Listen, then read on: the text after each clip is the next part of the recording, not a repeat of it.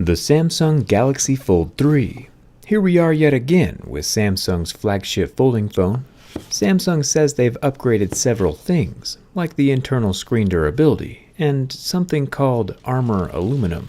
But even without opening the box, the biggest improvement I see is the packaging. Huge props to Samsung for ditching the plastic. Plastic packaging is usually not recyclable and takes about 450 years to decompose in a landfill, which is crazy. Your plastic bubble wrap or packing material will be around for the next 25 generations. Your 20th great-grandchild will still be able to find everything plastic that you've thrown away still chilling in the dirt, which is pretty gross. Sustainably sourced paper, on the other hand, can be recycled 6 times and decomposes in just 2 to 6 weeks. And more trees get planted to make it. Huge win for everyone, including the planet. Thumbs up to Samsung for making the switch. Let's get started.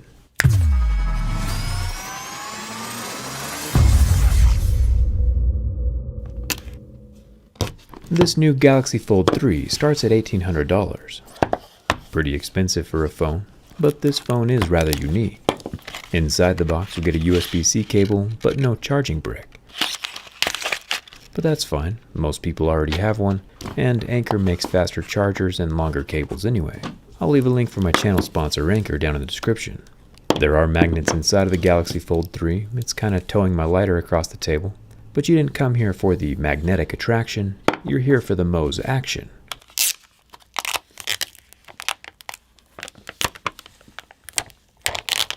And it looks like again this year we might see some carnage. The warning list turning on the phone is still a mile long, including no touching the display with a fingernail, only using the specially built S Pen Fold Edition, and dust might cause damage, all while not removing any screen protectors. Samsung makes it seem like this Fold 3 needs to be handled with white gloves in a clean room, but we'll see how true all that is.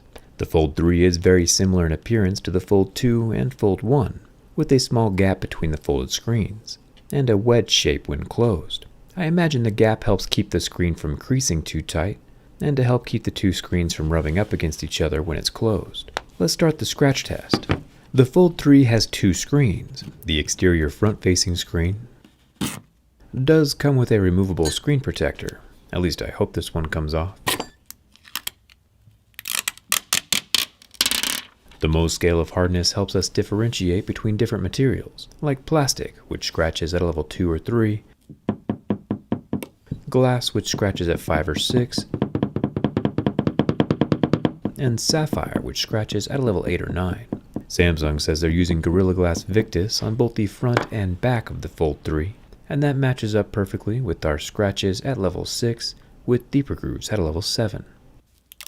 The same slab of Victus glass is up protecting the 10 megapixel front-facing camera. It's as scratch resistant as the rest of the front screen. Opening the phone while the camera is on transitions us to the much larger screen in the center, along with the hidden underscreen camera up on the top right. We've seen underscreen cameras before with the Axon 20 and the Axon 30. And it looks like Samsung also has that super low resolution pixel grouping above the camera that we saw in the first generation Axon 20. They're about a year behind. The pixels turn off when the front-facing camera is activated, then the pixels turn back on when the front camera is off. And honestly, it's not that bad. The halo around my studio lights is minimal. The camera itself is only 4 megapixels, but since there are literally 4 other nicer cameras to choose from on this same device, it's really not that big of a deal. And pretty cool that Samsung is trying something new. I'm all for it. Samsung has said that with this Fold 3, their middle screen is 80% more durable than last year's, which would be pretty impressive. The Mohs scale of hardness isn't the best scale to use on different levels of plastic. No matter what plastic it is, it'll all fall between level 2 or 3. We would need something like a Shore durometer to fine-tune that scale and see if the hardness levels actually improve between generations. Cause as of right now, we're still getting scratches at a level 2 with deeper grooves at a level 3. And once again, my fingernail is still able to leave very noticeable marks on the surface. The display underneath the plastic might be 80% more durable, but it's still very soft on the surface, which is just something to keep in mind. The more we know what to avoid, the longer the phone will last and stay in good shape during its lifespan. The front camera is also tucked underneath this soft plastic layer and could get scratched, all 4 megapixels of it. Samsung has created a special Fold Edition S Pen stylus for this Fold 3, with a special spring-loaded tip to help relieve the pressure on the surface of the screen. It's a pretty strong spring inside. Pressing the tip of the stylus onto the screen, it does leave a slight indentation onto the plastic. I'm only pressing about 50% of the spring's capacity. It's not fully locked out. And even at 50%, this is probably pressing harder than most people will ever be drawing with the S Pen. Wiping off the display, it's pretty impossible to refine the marks I was making, so I would say that the S Pen is indeed safe to use on the screen. S Pen yes, fingernails no. Inside of the S Pen are some interesting things. We have the lower half of the pen with its removable and replaceable tip, along with the coil of copper wires that let the digitizers under the folding display sense where the S Pen is at, even while it's hovering above the surface of the screen. The top half of the pen is where we find the spring, along with a pretty beefy magnet. Another thing Samsung talked about in their launch event was the Armor aluminum.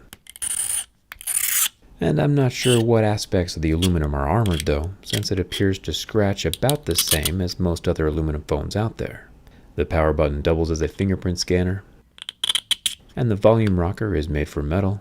The oval of plastic up here is probably for the 5G antenna, but we'll have to check that during the teardown.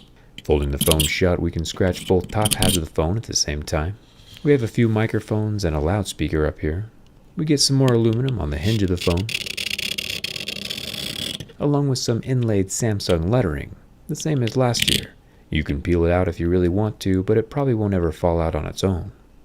Down at the bottom of the phone, we get our USB-C port and the second stereo loudspeaker. And over here on the last of the 6 sides we haven't tested yet, we have the SIM card tray, which has room for 1 SIM card and no expandable memory.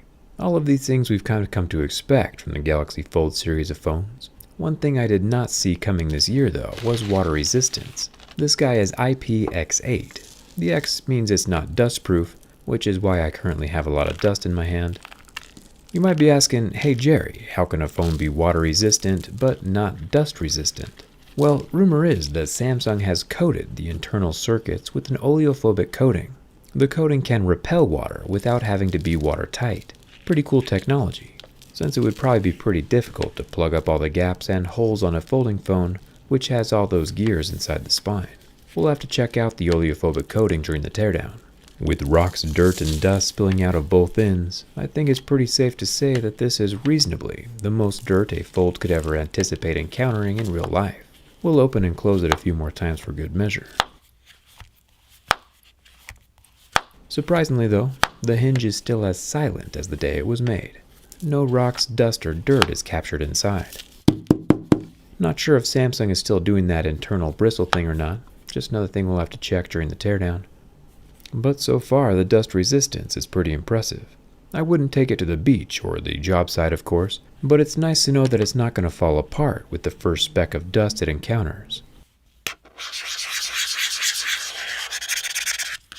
The back glass is textured Gorilla Glass Victus, and for the rear camera units, we have a 12 megapixel telephoto, 12 megapixel main sensor, and 12 megapixel ultra wide.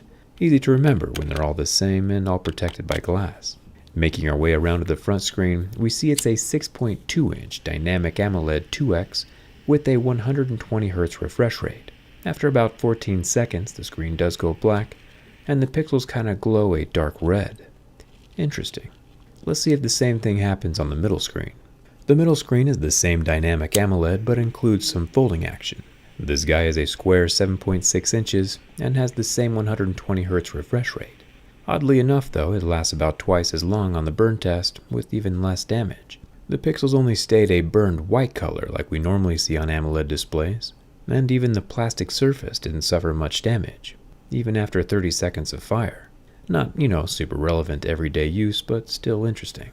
The fingerprint scanner is over here on the side of the phone. It's a capacitive sensor built right into the power button, which is where personally I think they should all be. Not a huge fan of the underscreen fingerprint scanners myself. And after setting my thumbprint and adding some hardcore scratches to the side of the scanner, we can test it with everything appearing to work just like normal. Not too shabby. Finally, the bin test. The first Galaxy Fold did not survive my durability test, but not because it physically snapped in half. The screen got poked and then it died. The second Galaxy Fold did survive all this abuse, and now it's time for the Galaxy Fold 3. It still has a very quiet hinge, and when bent folded shut, there is no budge from the front to the back. No surprise, we would expect that sturdiness from the folded phone and massive spine, but what about when the phone is opened and folded backwards? Even though this Fold 3 is thinner than last year's Fold 2, we still have no catastrophic damage while bending from the back. There was a slight complaint, which made me nervous, but still no damage to the screen, even after attempting the bend again.